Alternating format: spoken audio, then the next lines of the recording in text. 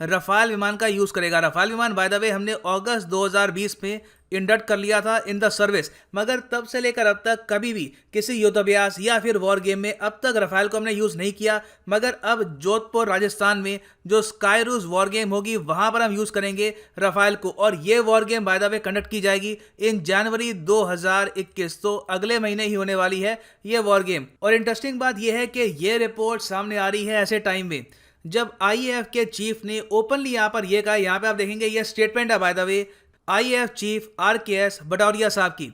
ये यहां पर कह रहे हैं कि Pakistan has become a pawn in the Chinese policy. Pakistan आज के समय एक प्यादा बन गया है, ये लिटरल स्टेटमेंट है इंडियन एयरफोर्स चीफ की। और साथ में उन्होंने ये भी ऐड किया अपनी स्टेटमेंट में कि इन द फ्यूचर जब यूएस लीव करेगा अफगानिस्तान को कंप्लीटली, तो पाकिस्तान और चाइना मिलकर यहां पे अपना इन्फ्लुएंस इंक्रीज करने की कोशिश करेंगे and that will be a challenge for India. और साथ ही साथ आईएएफ के चीफ ने यह भी बोला है कि सीपैक के अंडर पाकिस्तान ऑलरेडी चाइना के डेथ ट्रैप में आ चुका है। तो जो ये स्टेटमेंट्स हैं, इससे पहले हम सुनते थे आर्टिकल्स में एनालिस्ट कहते थे, अब पहली बार हम ऑफिशियल सोर्सेज से आईएएफ के चीफ से बात सुन रहे हैं। This is very important. So discuss करते हैं इस टॉपिक को, बहुत कुछ आपको जानने को मिलेगा। मगर आगे बढ़ने से पहले एक क्वेश्चन आपसे पूछूंगा मैं कि 13th addition of arrow India 2021 कहां पे होगा। एरो इंडिया है एक एयर शो, एक एरोस्पेस एग्जीबिशन जहां पर दुनिया भर की जो कंट्रीज हैं ये अपने फाइटर जेट्स और वेरियस और जो उनके पास ट्रांसपोर्ट एयरक्राफ्ट हैं ये शोकेस करती हैं। सो आपको ये बताना है कि एरोस्पेस 2021 कहां पे होगा। ऑप्शन आपके सामने चेन्नई, बेंगलुरु, कोची या फिर पुणे। सही आंसर मैं आपको दूंगा वीडियो के अंत में। और आप किसी भी एग्जाम की प्रिपरेशन कर रहे हैं, चाहे SSC, bank, railways, MPPSC, RPSC, तो आप परचेज कर सकते हैं अनअकैडमी के कोर्सेज अनअकैडमी की वेबसाइट पर या फिर ऐप पे जाकर। फायदा यह है आपको मिलेंगे लाइव लेक्चर जिससे आप क्वेश्चन पूछ पाएंगे, और ये लाइव लेक्चर आप देख पाएंगे फोन पर, टैबलेट पे, कंप्यूटर पे, वेयर यू वांट। ये हैं यहाँ पर ओरिजिनल प्राइसेस जो आपको पे नहीं करने। डू नॉट पे these prices, use the code PD10 और ये होगा आपका discounted price for all these courses. So use code PD10 and save money. Now आप अगर रफाल को देखोगे, ये बाय द वे एक 3D रेंडरिंग है इसकी। ये एक अपने आप में बहुत ही अत्याधुनिक विमान है। इंडिया के पास आज के समय रफाल के हैं हैमर मिसाइल। अगर आप यहाँ पर देखें तो इंडिया को आज के समय बहुत ऑप्शंस हैं। इंडिया फायर कर सकता है यहाँ पर हैमर मिसाइल, उसके अलावा मीटियोर मिसाइल हमारे पास MIC है, स्कैल्प है, बहुत सारे हमारे पास बॉम्ब्स भी हैं यहाँ पर रफाल के। So they are all very helpful. मगर रफाल की जो मनूवरेबिलिटी है, मतलब जिस तरीके से आप इसको मूव कर सकते हैं, जिस तरीके से हम इसको यूज़ कर सकते हैं कॉम्बैट में, इसके बारे में ज़्यादा एक्सपीरियंस पाने के लिए होंगे ये बहुत ही इंपॉर्टेंट वॉर गेम्स स्काईरोस।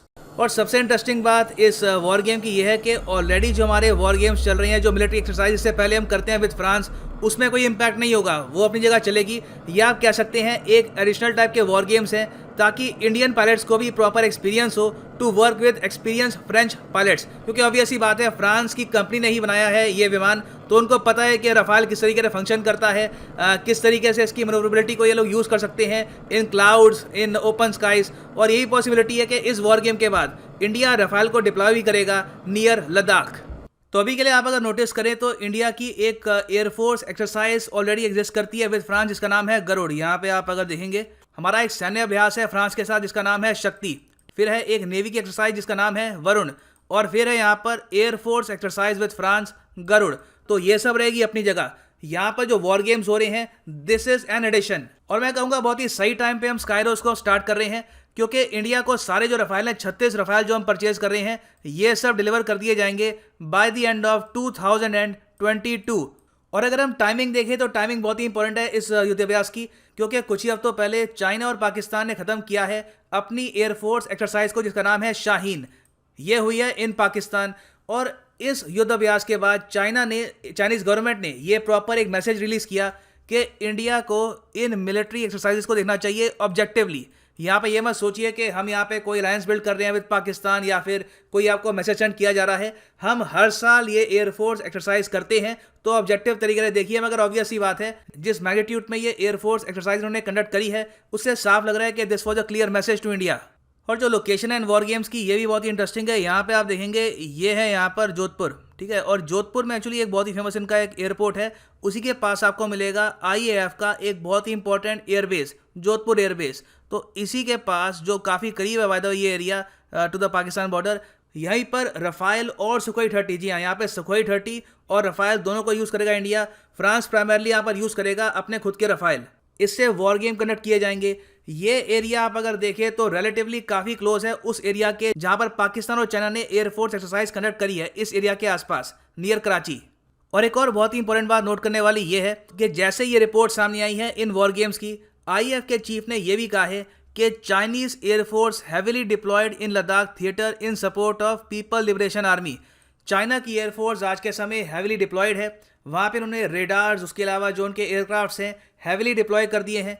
तो इंडिया के लिए बहुत ही इंपॉर्टेंट है आज के समय कि रफाल जो हम इंडक्ट कर चुके हैं इसकी ऑपरेबिलिटी में हमको ज़्यादा इन्फॉर्मेशन मिले, किस तरीके से हम इसको यूज़ कर सकते हैं, इसकी क्या मनूवर्स होते हैं, ये सब हमारे पायलट जल्द से जल्द जाने। और एक और पॉइंट यहाँ पे मैं ऐड करना ये भी चाहूँगा कि इस क्वेश्चन के बाद आईएएफ चीफ से यही पूछा गया कि क्या पॉसिबिलिटी है कि इन द फ्यूचर जो क्वाड कंट्रीज हैं इंडिया, यूएस, जापान और ऑस्ट्रेलिया, क्या ये मिलकर मिलिट्री कोऑपरेशन कर सकते हैं, क्या यहाँ पर पॉसिबिलिटी है एक डिफेंस पैक्ट की। तो यहाँ पे उन्होंने इसका आंसर दिया कि Quad as kind of execution अभी तक तो हुआ नहीं है, ठीक है, मगर as a plan of action ये काफ़ी हद तक पॉसिबल है। तो डेफिनेटली ये भी एक पॉसिबिलिटी है इन द फ्यूचर कि आपको मालाबार एक्सरसाइज की तरह, मालाबार तो है एक नेवल एक्सरसाइज, वैसे ही एक एयरफोर्स की एक्सरसाइज भी दिखे बिटवीन क्वाड कंट्रीज। ये होगा एक प्रॉपर मैसेज टू चाइना। ना वापस आते हैं अपने क्वेश्चन पे। जो 13वां एडिशन है एरो इंडिया का 2021 में, ये कहाँ पे होगा? सही उत्तर यहाँ पर सी बिल्कुल भी नहीं है। राइट आंसर यहाँ पर है B, Bengaluru. Alright, this is the right answer B, क्योंकि यहाँ पे एक बहुत ही इंटरेस्टिंग बात ये है, एरो इंडिया जो एक एयर शो है, जो एक एविएशन एग्जीबिशन भी है, ये बाइनियरली मतलब कि 2 साल में एक बार होता है बेंगलुरु में, और मोर स्पेसिफिकली बेंगलुरु के येलाहानका एयर फोर्स स्टेशन में। और इसको ऑर्गेनाइज करती है मिनिस्ट्री ऑफ डिफेंस, जहाँ पे आज के समय मंत्री हैं राजनाथ सिंह जी। और यहाँ पे आप देख पाएंगे इसका कटआउट है एरो इंडिया 2021। ये होगी between 3rd to 5th February. Location यहाँ पे आप देख पाएंगे बेंगलुरु, कर्नाटका। सो इसी के साथ ये है इस वीडियो का अंत। उम्मीद करता हूँ काफ़ी कुछ आपको जानने को मिला होगा। Thank you for listening and as always God bless you all.